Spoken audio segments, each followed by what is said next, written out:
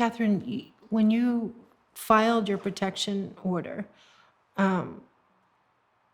what were you thinking when you filed? Like, do you know, like, what were you looking for? What was going through your head? Why did you finally decide to go through with it?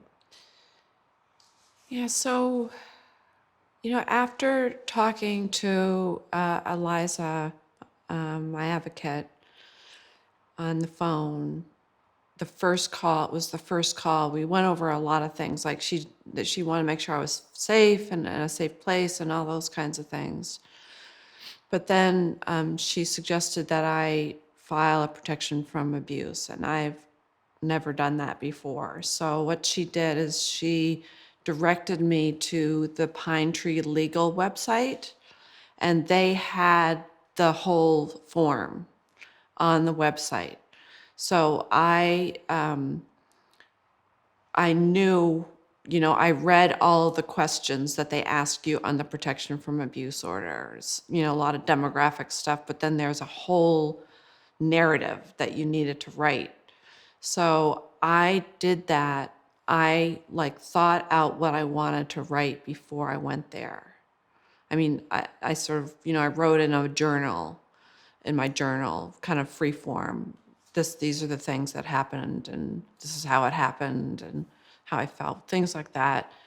But unfortunately, I didn't have anybody with me, so I had to go to the court. So I was afraid. I was afraid. I didn't know whether he was gonna be. Could he be there? Would he be there? Would he know? Would he see me? So I was really nervous. But the clerk there was very nice, and she gave me the form, and she said, go sit in the conference room. So I went and sat in the conference room, and I just, I wrote everything that happened. That I think that he drugged me, and I was unconscious when the assault happened. And I also wrote about he's a very rageful man, quietly rageful man, and always has been.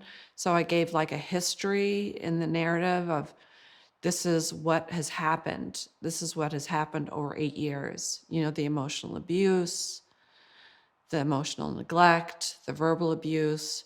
So, so as I was writing, I was calmed down a little bit, and I had the door closed, and I felt safe.